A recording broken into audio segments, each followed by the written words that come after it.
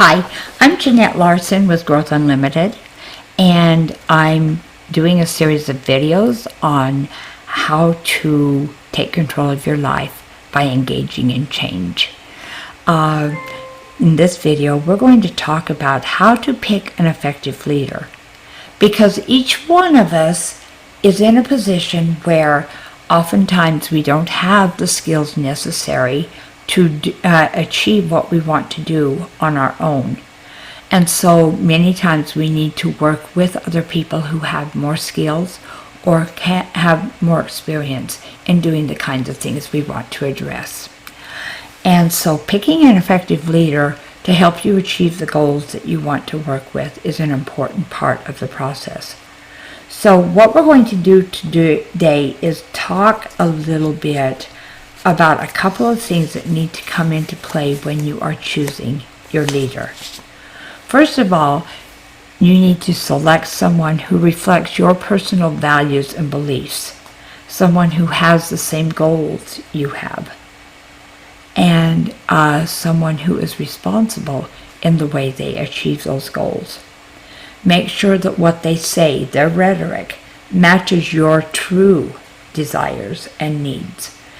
And an example of where this might not be happening is if you have believed within yourself that it was your responsibility to take control of your life, and you want the power of having control of your life without other people telling you what to do.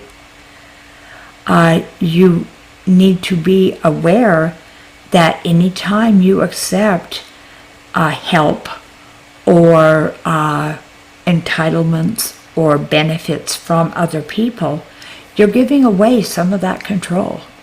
And so you need to assess whether expecting, for example, the government to supply your health care, to supply your education without cost to you, or to even just simply continue paying you stimulus checks as a counterattack to the current pandemic, is actually allowing you to control your life. And this is your choice. So you, in effect, are controlling your life by giving up that control. The question is, are you going to like the ramifications of that? Because if you make the choice to give up that control, you are saying that you don't want control and that you're willing to abide by what they want you to do. So if that's not where you want to be, maybe you need to reevaluate what your behaviors are doing in terms of what your real values are, or vice versa. So basically here again, you need to know yourself, you need to know your beliefs, you need to know your values. And then when you're selecting a leader, you need to pick someone who reflects those values in terms of what they say, but also in terms of what they do and the things that they are going to do in order to provide leadership to you. Okay, and secondly, you need to recognize the leader's traits. A lot of times leaders are leaders because they have end goals of their own. Understanding what their motives are and why they choose to do the things that they do can help a great deal in determining whether the person is going to be the leader that you want them to be for you. Case in point would be governors of various states. There are many people in this country who are extremely concerned about what is happening financially in the country. However, many of the governors in certain states that are known as being from a particular political persuasion are focusing on increasing benefits and handouts given by the government to people across the country. The people that are concerned about that are concerned because they recognize that there are issues that are going to come into play in terms of how their personal freedoms and their ability to control their lives will be taken over, and is taken over by the very nature of the expectation that people will be dependent upon these handouts. On the other hand, there are people who are really struggling, and they are really in need for those handouts and those helps at this point in time. These people need, if they value the ability to be independent and they don't like being told what to do, they need to understand that if they accept these needs, there are going to these handouts, there are going to be things that are expected of them that they're going to have to toe the line with. And it may be necessary that they accept those handouts for the current time. But if they want to regain that personal power that they lose in the process of accepting them, they need to be working diligently, constantly, to achieve a state where they don't have to have them. And then they need to let their elected officials know what they want. And if they don't want control, they need to let their elected officials know that they want hands off. Okay, so recognizing the leader's traits is important, because all our leaders are generally looking for ways to, quote, help, unquote, Americans.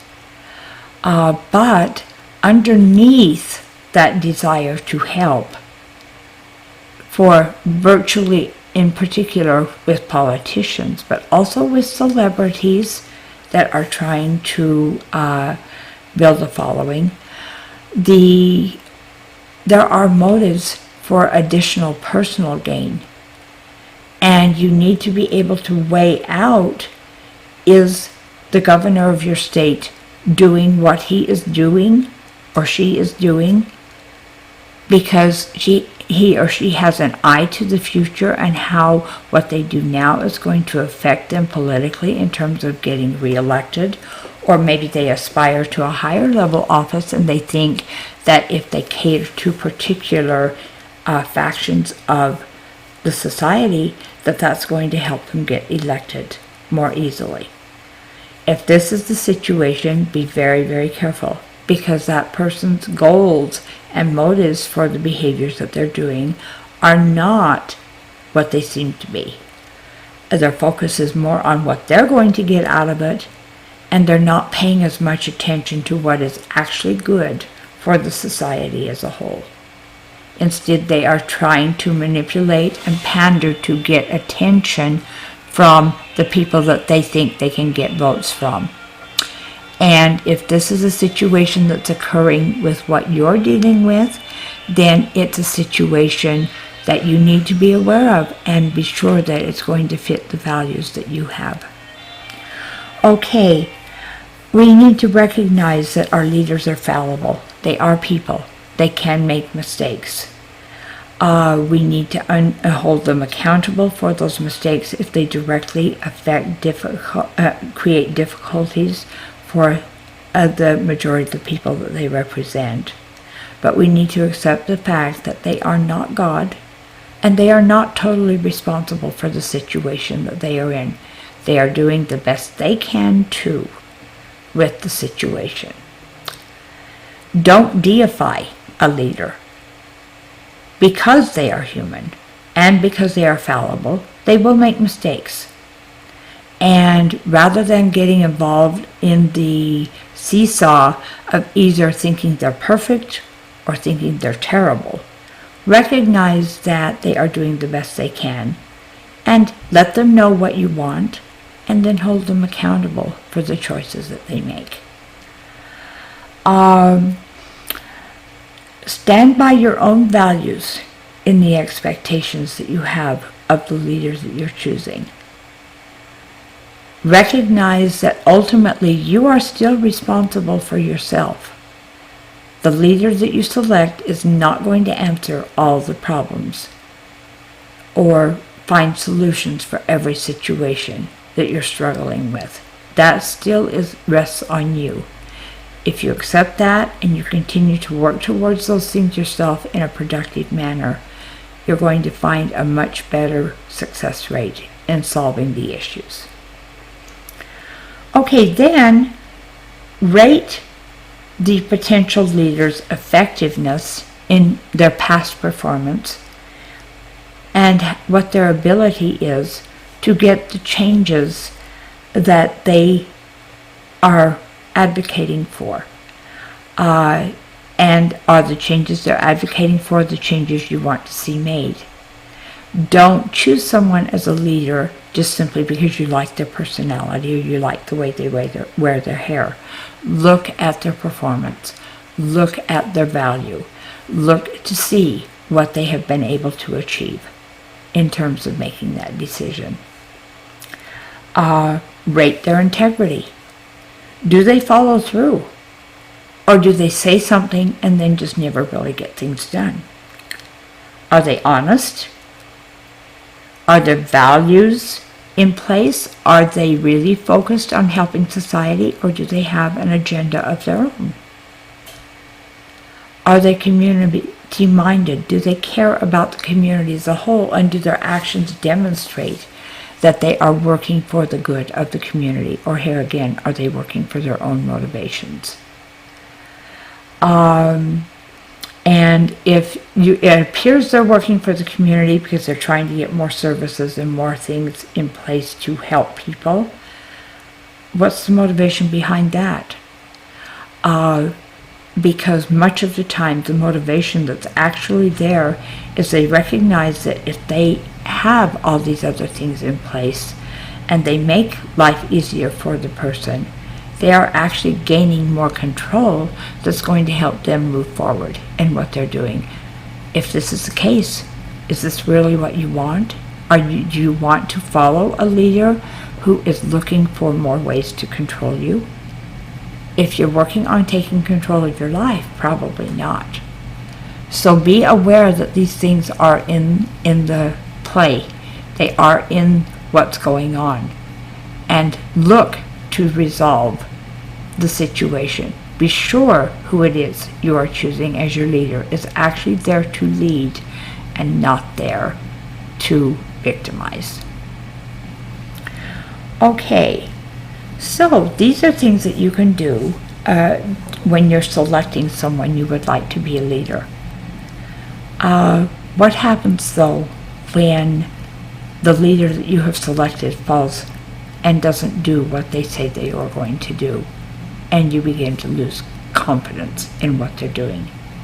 In our next video, we'll talk about some specific things that you can do to hold a leader accountable to the things that you expected when you chose them as your leader. So thanks for watching. If you liked this video, if it was helpful to you, then please subscribe. That way you'll get notifications of upcoming videos. And share it with your friends. Let them know. Let's build our community towards helping everybody become more effective and more in control of their lives. Visit us at www.growthunlimited.org for more information. And pick a time when you go to the website for a one-to-one consultation with me.